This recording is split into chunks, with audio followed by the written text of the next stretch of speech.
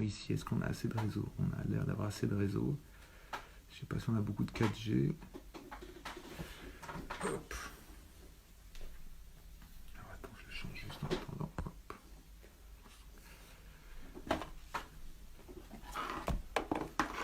Vous êtes prêts, Jean-Luc? Ah oui, oui. Vous êtes prêts? Toujours prêts?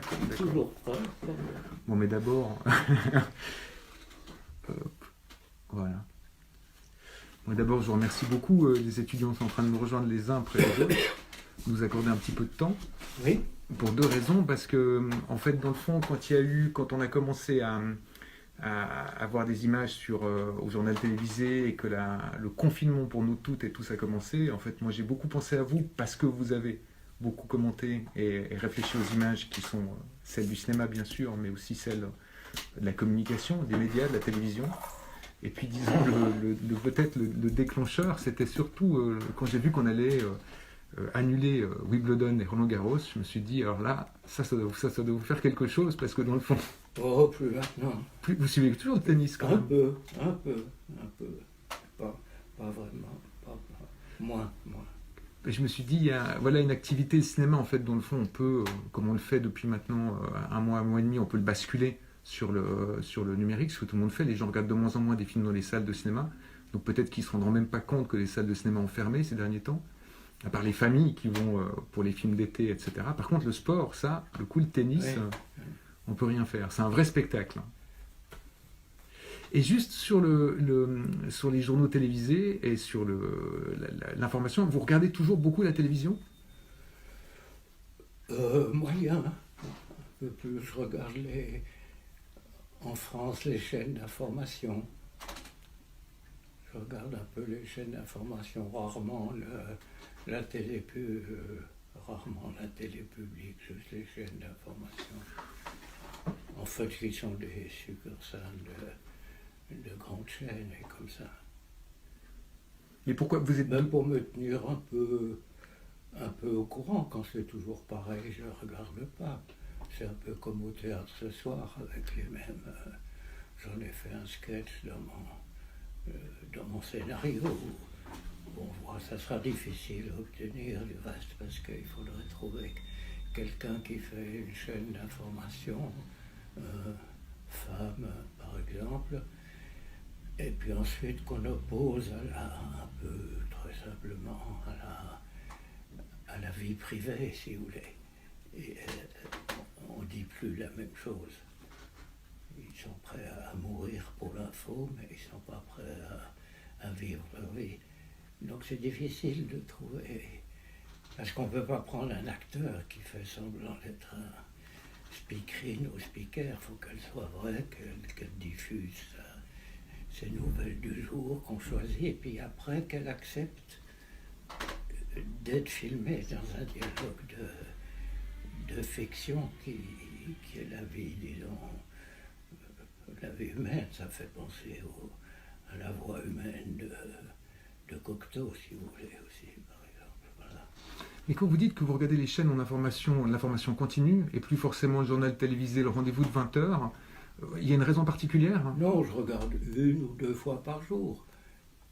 J'ai mes 5 ou 6 endroits, je regarde que s'il y a un film sur Canal+, c'est rare.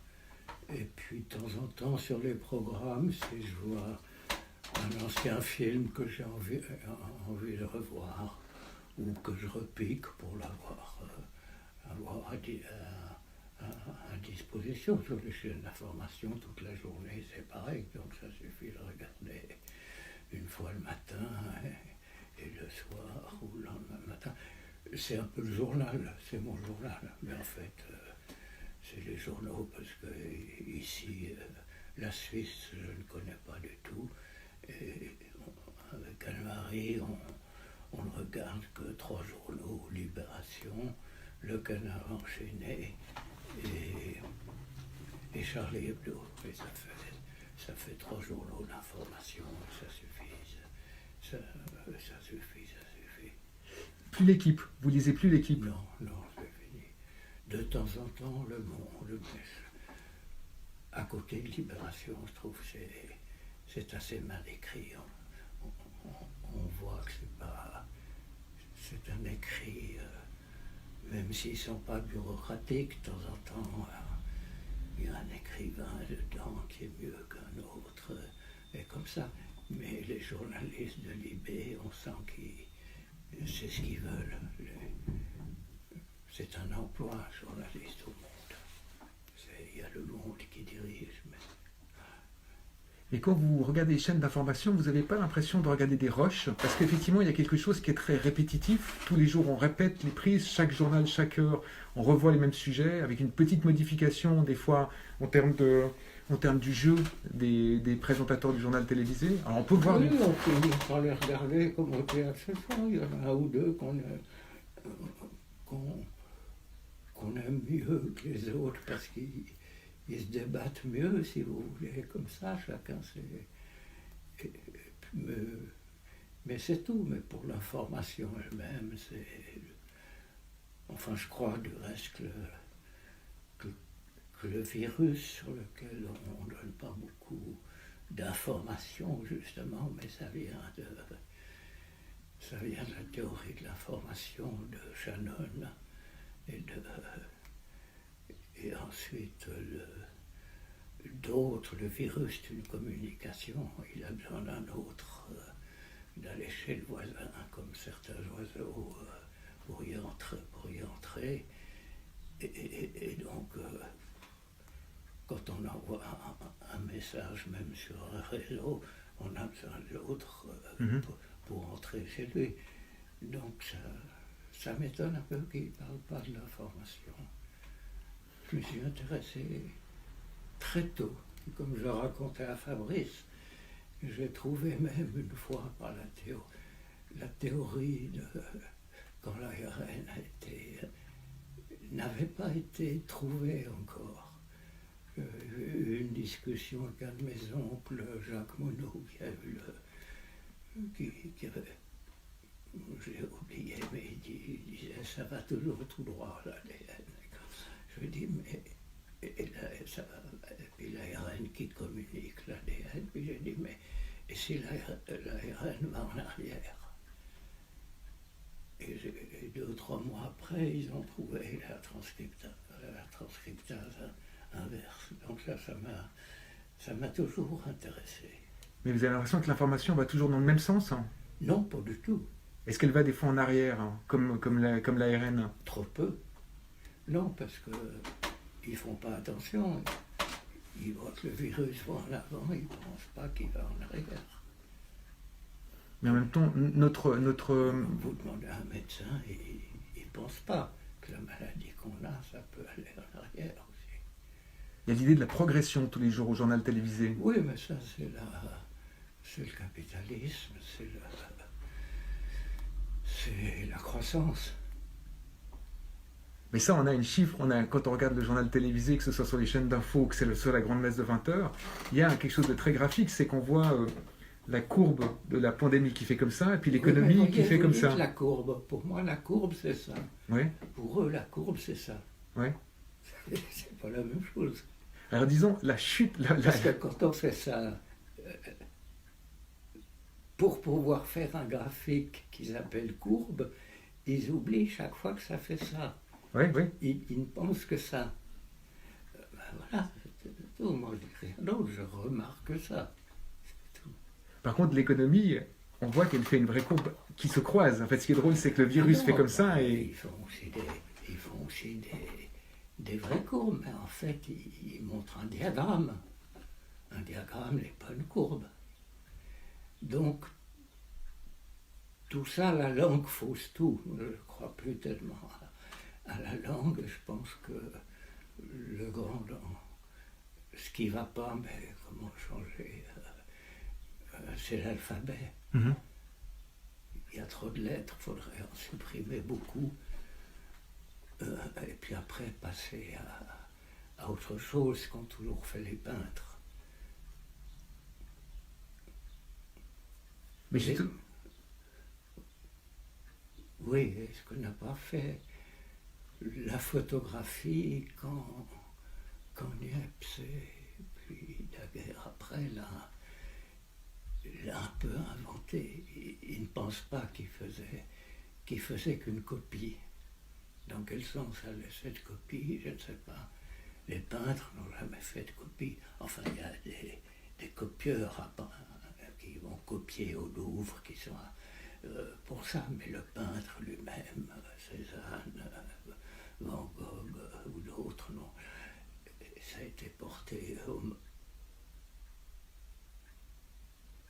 C'est drôle parce que la photographie a été inventée quand même avant les impressionnistes. Les impressionnistes, ça a été une réaction, je pense, contre ça. Et puis ensuite, c'était à peu près fini, c'est devenu tout autre chose. Bonnard, vous savez, il y a des belles photos de Bonnard où il est pris en photo, et on se rend compte qu'après le moment où il est pris en photo, il peint beaucoup moins les autres. Il ne fait que peindre des paysages, comme si dans le fond il se disait que les portraits, les peintures de personnes... Il faisait des photos comme ça, il y a des très belles photos de lui. Bonnard, un peu floues quand il peint sa femme dans un tube, ou dans des choses comme ça, ils ont utilisé. Zola faisait beaucoup de photos, il s'est beaucoup disputé avec Cézanne aussi. Il y a un peintre pourtant il y a un peintre qui avait peut-être quand même un petit peu cette fonction de, pas de reporter, mais de rapporter quelque chose, qui est Goya, que vous appréciez. On dit que Goya est une des premières personnes qui, dans le fond, va permettre aux gens de voir ce que c'est véritablement que la mise à mort, la guerre, la destruction. Oui, et là, voilà. Oui, Velázquez déjà, simplement quand il peigne la famille royale, hein, c'est pas un cadeau pour la famille royale. Ouais. Alors quand la BBC non, ferme... tout ça, c'est autre chose. La peinture, ou ce qu'était la peinture pour moi, est resté. Je gribouille quand je fais de la peinture, mais de faire ça avec son pinceau n'est pas la même chose que faire ça. J'ai fait un film autrefois qui s'appelait « Comment ça va ?» et où Anne-Marie jouait une secrétaire de la CGT qui analysait en fait ce qu'on faisait quand on faisait ça. Ce geste. Ben, à la ligne, et comme ça, et qu'on ne disait plus rien. C'était contre Libération à l'époque. Pourquoi contre Libération ? Parce que je trouvais qu'ils ne faisaient pas assez de photos, où ils n'étaient pas assez en prise sur, comme c'est venu un peu après, en prise sur...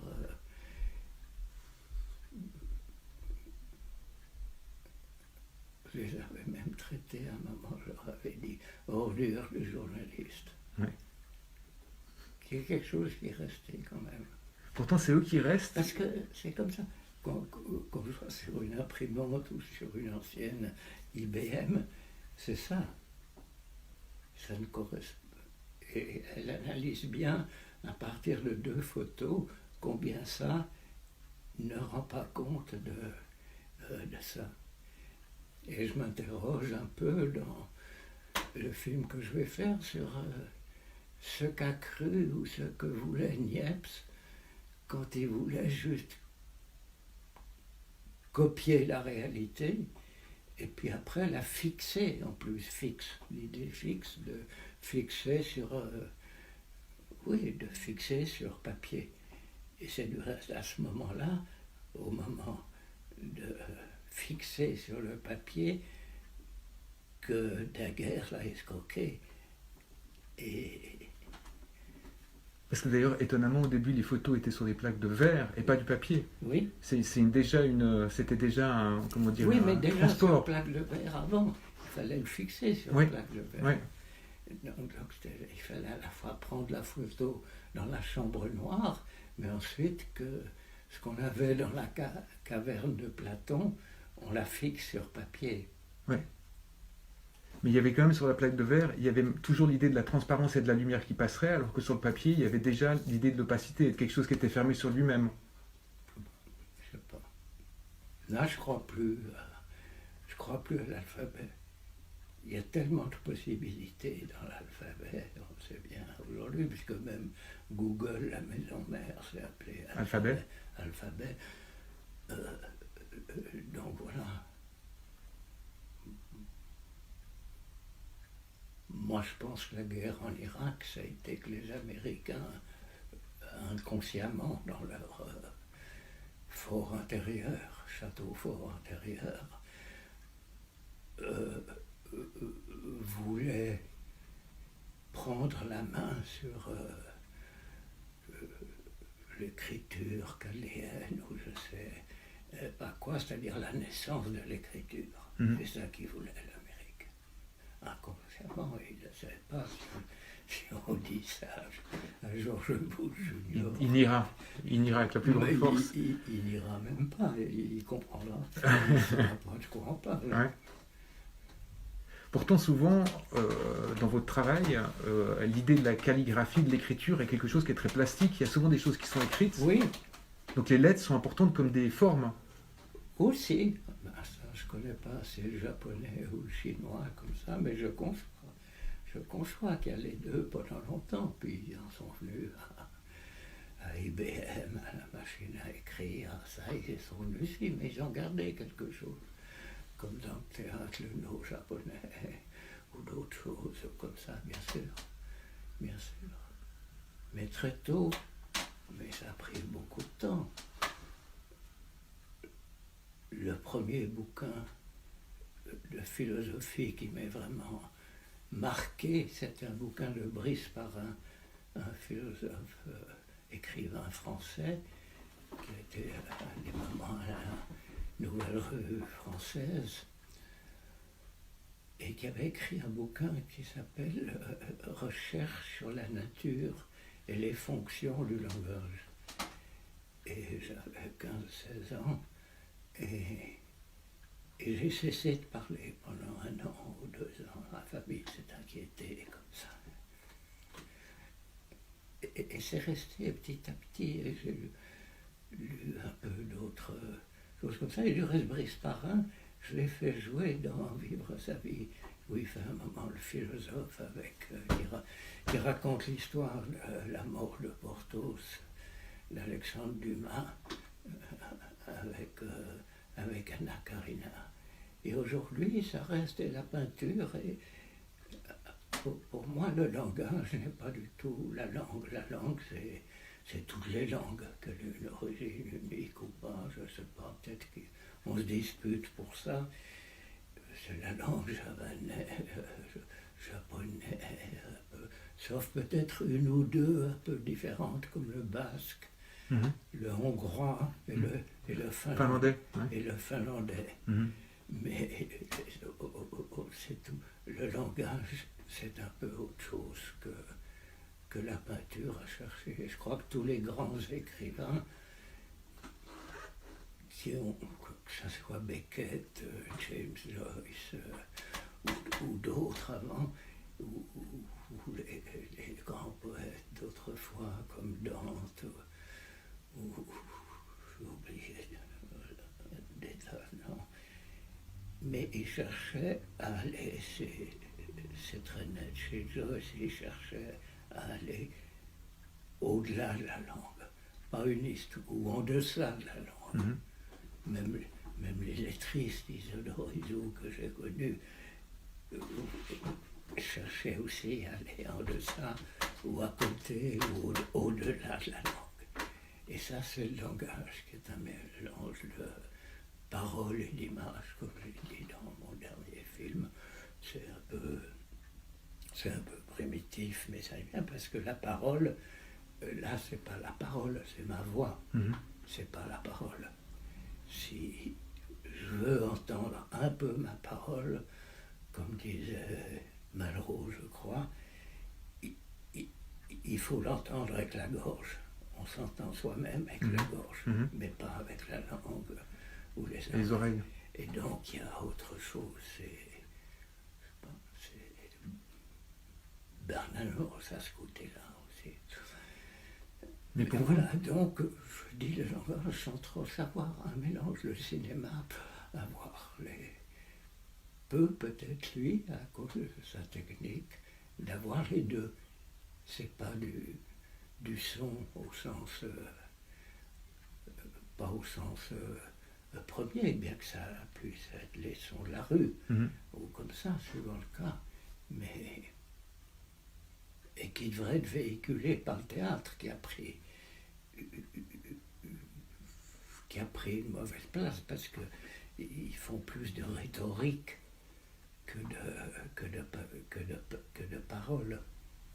Mais vous avez l'impression du coup que le cinéma doit être en deçà des mots? Ça doit être comme la peinture, c'est au même endroit que la peinture? On pourrait se dire que la peinture est en dessus des mots? On peut, les sons, c'est le bruit de la rue, que ce soit les mots comme ça, même des mots qui ont du sens. Mais il n'y a pas que ça. Où il y a trop peu, où il y a trop. Les politiques sont noyés là-dedans. Comment voulez-vous, si essayez de vous penser au chef d'État 2 minutes, on abandonne, tout le monde est comme ça, donc on laisse faire l'État. C'est autre chose qui est lié, je ne sais pas, à la chimie, à l'amour, à moi aussi je m'y perds un peu, sauf quand j'ai un projet que j'essaie de préciser peu à peu, peut y avoir ça, je peux y mettre un peu. D'où de changer un petit peu, plutôt que de diffuser un film dans une salle, le diffuser dans un théâtre. Rien que ça fera. C'est un peu autre chose pour les gens, c'est tout. C'est l'idée de décaler, en fait, de décaler un petit peu, d'être à l'endroit où on n'attend pas. Oui, mais sans se le dire. En le faisant. Sans se le dire, en le faisant, oui. En le faisant, la peinture est action avec les mains. Les mains sur l'ordinateur ne sont pas vraiment action, l'action elle est ailleurs. Et vous écrivez à la main, là, quand vous êtes en train d'écrire votre projet, vous découpez, vous écrivez à la main. C'est possible à la main. Avant, je servais à la machine, et puis depuis longtemps, j'aime mieux écrire à la main. Très souvent, j'écris tout petit à la main, et je ne peux pas me relire. Donc, je dois le réécrire déjà. C'est déjà quelque chose. Ça, Boileau avait raison 20 fois sur le métier. Remettez votre ouvrage et le polissez, et le repolissez sans cesse. Et vous réécrivez la même chose ou il y a des infimes différences entre ce que vous aviez écrit? Vous ne savez pas? Bien sûr, je sais pas, on ne sait pas exactement. On sait pas, ça varie, ou on change. Parce que d'ailleurs, quand vous parlez de la parole et de l'écrit... Et puis, j'efface beaucoup. Je me souviens, dans l'histoire du cinéma, il y avait une phrase de Maître Eckhart qui disait « Seul celui qui efface peut écrire ».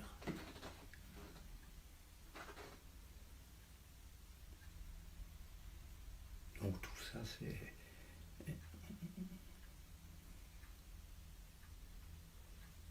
Quand vous parliez de la parole, tout à l'heure, les gens que l'on voit, et aussi vous avez parlé, on a glissé de la parole en fait aussi à l'idée du jeu, puisque vous parliez au début d'une journaliste de la télévision, il faudrait qu'il s'en soit une vraie pour qu'elle soit capable de jouer véritablement la présentatrice. Les gens qui sont à la télévision, ils sont dans la parole, mais en réalité ils lisent.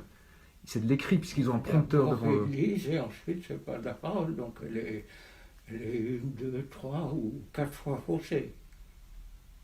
Et si elle dit quelque chose de vrai, c'est peut-être à nous de le découvrir et d'en faire quelque chose. Oui. Ce qu'on ne fait pas, on dit « oh, il déconne », et puis on se croit libre de tout péché. Et quand on les voit assis, en fait, et qu'ils lisent, donc le prompteur, pour réciter ce qui a été écrit par eux ou par quelqu'un d'autre, il y a une petite différence. Il y en a de temps en temps qui ont une parole. Je me souviens d'un pamphlétaire et qui a eu du succès à un moment, qui s'appelle Henri Guillemin. Lui avait une certaine parole. Et on pouvait l'écouter raconter tel épisode de l'histoire de France ou comme ça. Mais il y avait quelque chose. Tchernia à côté, c'était moins bien. C'était un auteur, Guillemin, donc il se voyait déjà comme quelqu'un qui était dans la narration, ce qui était peut-être pas le cas de Tchernia. Mais puis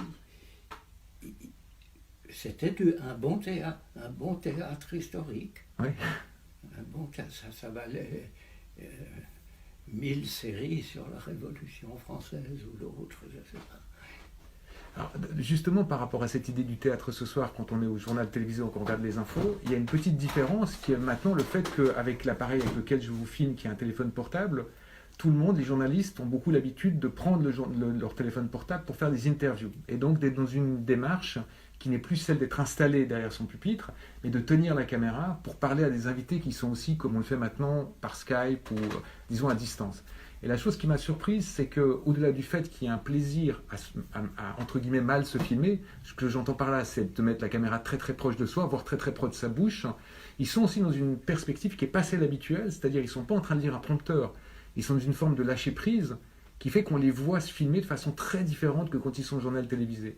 Et je me suis demandé si c'était parce qu'ils imaginaient qu'ils étaient bien filmés quand ils sont derrière leur pupitre, et que là, ils essayent de prendre cette... Est-ce que cette caméra, cette image qui est une image presque volée d'eux-mêmes, qui est une image miroir, pour le coup, ils se regardent. En fait, là, c'est moi qui vous regarde à travers mon téléphone, mais si j'étais un journaliste, je me filmerais moi-même, donc je me verrais en train de vous parler, je me parlerais à moi-même d'une certaine façon.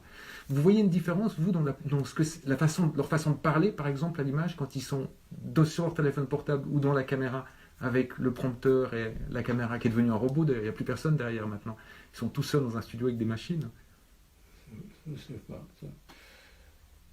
ça me dépasse. Ou que l'envers du mot dépassé, ça me... Repasse. Ça me soustrait. Ça vous soustrait. Et à propos de Skype, je m'en souviens que Jean-Paul m'avait proposé Skype, et j'ai essayé, et en un jour, j'ai eu toute une nuée de sauterelles, de filles de joie, disons, qui me téléphonaient pour un rendez-vous. Donc, je voulais pas Skype. Vous avez arrêté? Quasiment un jour, ouais. Et j'ai pris plutôt Apple, puisque Apple a son Skype personnel, Oui. Sous le nom de FaceTime. Voilà, mais sans que personne vous téléphone. Ah non, j'ai cru que vous me disiez que l'annuel sauterelle, c'était comme une sorte de punition divine. Vous aviez succombé à Skype et il y avait une punition divine qui était une... Oui, ben ça a été ces sauterelles de joie qui m'ont fixé rendez-vous tout de suite. D'ailleurs, dans la bizarrerie, mais je peux juste faire pour une seconde un arrière-plan pour prouver en fait, dans le fond, que la difficulté pour faire ce petit entretien, c'est qu'évidemment, il n'y avait pas de... Vous me dites que vous n'êtes pas sur Skype, donc... Je fais ça pour Anne-Marie.